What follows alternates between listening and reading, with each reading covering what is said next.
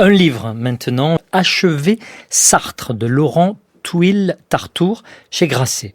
Contrairement à ce que laisse entendre le titre, un peu captieux, il s'agit d'un récit plutôt positif des 10 dernières années de la vie de Sartre et de la relation fascinante entre le grand philosophe et un jeune protégé, gauchiste, maoïste, qui a le couteau entre les dents, Pierre Victor alias Béni Lévy.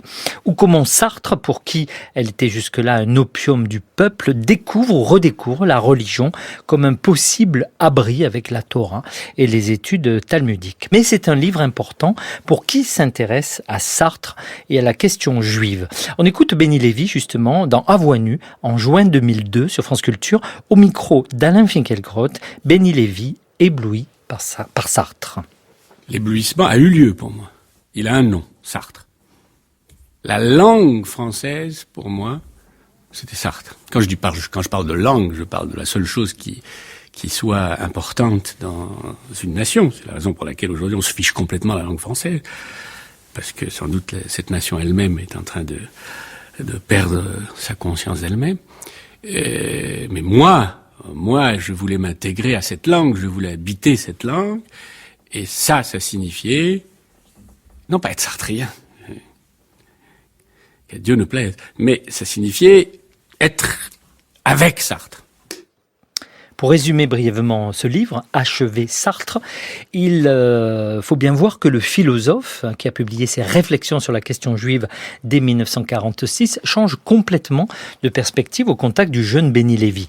Le dialogue entre les deux hommes rappelle celui, toute chose n'étant pas égale par ailleurs, de Socrate avec Platon. Tout est inattendu, diabolique, séraphique même dans cette relation et jusqu'à l'alia que fera Béni Lévy après la mort de Sartre en allant s'installer en Israël. Loi du retour qui le fait finalement passer, selon ses propres mots, du maoïsme stérile au judaïsme fertile ou selon la célèbre formule de Mao à Moïse. J'ai lu ce livre d'une traite car il donne pour la première fois une explication complète à l'une des énigmes et des polémiques intellectuelles les plus vives de l'après-68. Simone de Beauvoir sort du livre un peu ridiculisé, surtout quand on apprend, nous dit l'auteur, qu'elle a fait surveiller Sartre par les renseignements généraux tant elle se méfiait de Béni Lévy, de son apostasie maoïste et du relapse juif. Extorsion d'aveux, détournement de vieillards, gâtisme, rabbin sectaire, la Sartrie a sorti les armes lourdes pour dénoncer le jeune juif qui avait séduit le vieux laïcard. Et pourtant, je crois que ce livre dit vrai et que l'espoir maintenant est le titre des entretiens célèbres, puis de l'ouvrage que Sartre et Béni Lévy signeront à 4 mains en 1980, est le véritable testament de Sartre. Ce livre explique surtout un mystère. Comment et pourquoi le plus grand philosophe du tiers-mondisme, de la révolution soviétique, trotskiste, maoïste ou castriste, pourquoi le chantre des damnés de la terre est-il resté silencieux sur la question palestinienne? Et pourquoi Sartre n'a jamais cédé aux facilités, bien qu'il en eût l'habitus, qui font d'Israël un État colonial, un État raciste, ou comme le dit abusivement aujourd'hui, un nouveau pays de l'apartheid? La relation entre Sartre et Béni Lévy est fondatrice et on aurait tous aimé sans doute vivre une telle amitié, une telle liaison intellectuelle entre égaux, à égaux G-A-U-X.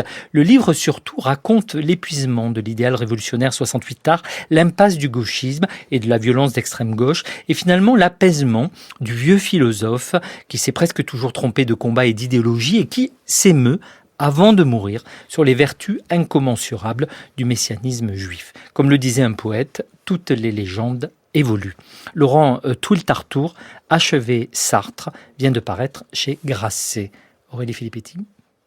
Écoutez, je lirais volontiers ce livre parce que c'est vrai que je connaissais le personnage de Béni Lévy, qui était effectivement grand intellectuel maoïste et converti ensuite. La GP, la gauche prolétarienne. C'est ça.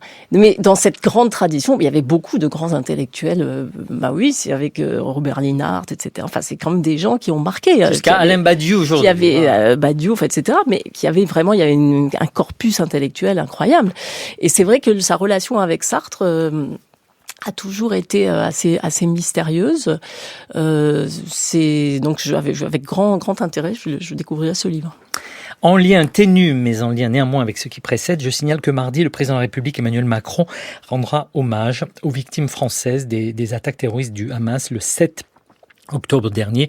Ce sera sur l'esplanade des Invalides, devant le mémorial des attaques terroristes. 41 Français ont été assassinés par le Hamas. 3 otages français restent encore détenus par cette organisation terroriste.